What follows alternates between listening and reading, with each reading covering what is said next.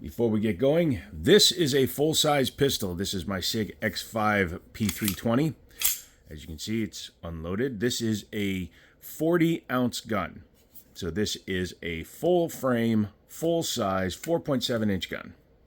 So when I tell you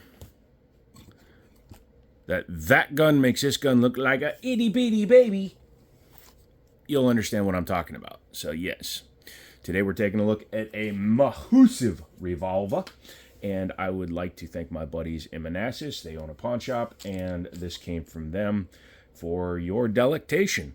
And honestly, it's not going to be staying with the channel. I just saw it, and it was a hell of a deal, and I know I can move it on and make a little bit of money off of it. So, holy crap.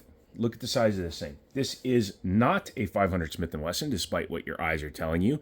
This is an X-frame firearm, but it's actually chambered in 460. This is the 460 XVR, Extreme Velocity Revolver from Smith & Wesson. Yes, it's the X-frame that they developed for the 500 Smith & Wesson, but it was designed with a smaller cartridge in mind. Yet it's still that friggin' long. By the way, ladies, that's what 8 3/8 inches looks like. But this is a, obviously, stainless revolver, big-ass grip, big-ass frame, double action, single action. And as you can see, it looks pretty. It looks pretty. Now, it's chambered in what's called 460 Smith & Wesson Magnum. Now, that's a little bit deceptive. The 460 is actually a 45. So anything that has a rimmed cartridge in 45 caliber should work out of there. 460 Smith & Wesson is actually .452, 45 Long Colt, 454 Casull, 45 Auto Rim, 45 Schofield. So you understand, the list goes on and on. As long as it is a true 45 caliber round, it should be able to fit in there. Coming in at 73 ounces, which means this gun weighs 4.5 pounds. However, because of the way the weight is distributed, it actually feels more like 100 pounds because the entire grip, like this is all you're gripping, so all the weight is up top and in front of your hand. So when you're holding it, it wants to... I can tell you right now, do not limp wrist this. Additionally, if you're taking somebody out to the range for the first time, only put 1 round in this. Don't be that dick bag that puts 4 rounds in there and then your buddy sits here and fires it and it goes bang, bang, bang, bang, because they don't know what the hell they're doing. This one has a little bit of something up there. I'm going to clean that up before I start using the gun for a little bit. Has a massive compensator on the front, and in fact, it comes with 2 compensators, so you can have different ports on it.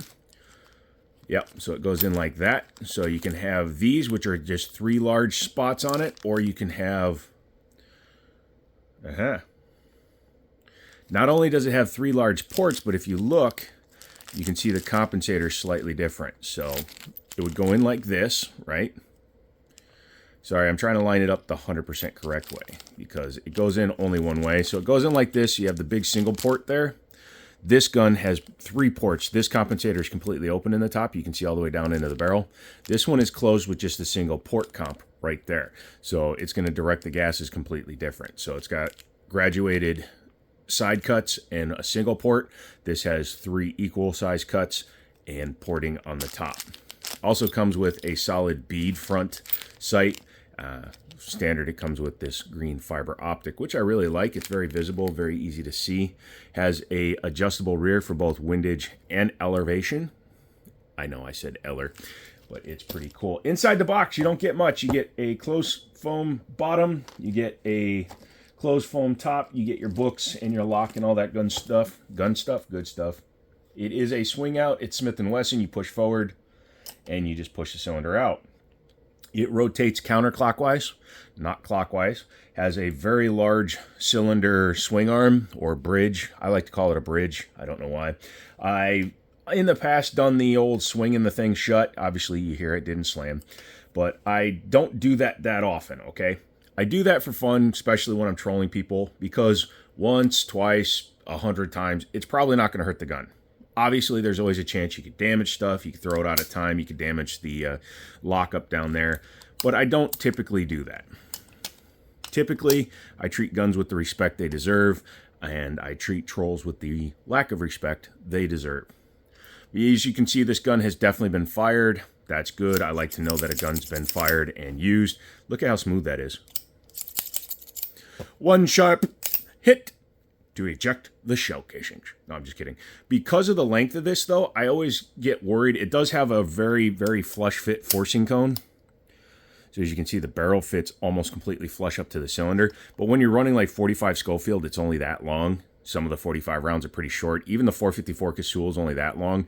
So sometimes I wonder if it doesn't have the correct diameter, if it's off just a, couple of thousandths, could it actually cause wobble?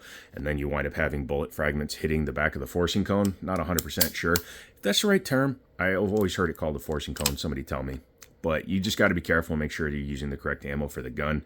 Somebody has definitely tried cleaning this thing, either with steel wool or a Scotch-Brite pad. I don't really like that, but hey, this is my gun now. Maybe it's going to go flying down range. You never know. Could be. Let's go ahead and talk about the trigger. Again, double action is single action. Double action meaning you can just pull it straight through. It is dry fire safe. It does not have a firing pin on the hammer, but has a nice freaking thing up there. So you can do that. Gives you plenty of... Can't fan it though. But yeah, it gives you plenty of traction. So if you're shooting it, because you want to have a different grip, obviously, for a revolver, you don't want your fans up in front of there. So you can fire it. Just come up. Fire it. Fire it. Or you can just, because it's a nearly 5-pound gun, do it with one hand. Or you can just leave it in double action and go, The double action pull, very heavy. It's about 11 pounds, as you can see, but that's good. You want a heavy first pull, especially since guns like these have no external safeties. Some of the Heritage Rough Riders have like a firing pin block, but this gun has no external safeties other than your booger hook. So yeah, it's about 11 pounds, but it's a very smooth 11 pounds. You can see how nicely the cylinder rotates and just goes into the shot. The single action. This is what makes a revolver single action so good. You see how little room there is, how little air you can see behind it. You can barely see any of the blue of the case behind it. Watch this. Oh, basically, twitch. If you have high blood pressure, you could actually set this thing off. Oh my God, 158 over 100. Yeah, pretty damn good. Obviously, being a revolver, there is no semi-auto action. So as soon as you fire it, you're back in double action. So your reset is all the way out. But that's okay. You've got 5 rounds of whatever the hell you can fit inside this cylinder to do your bidneth with.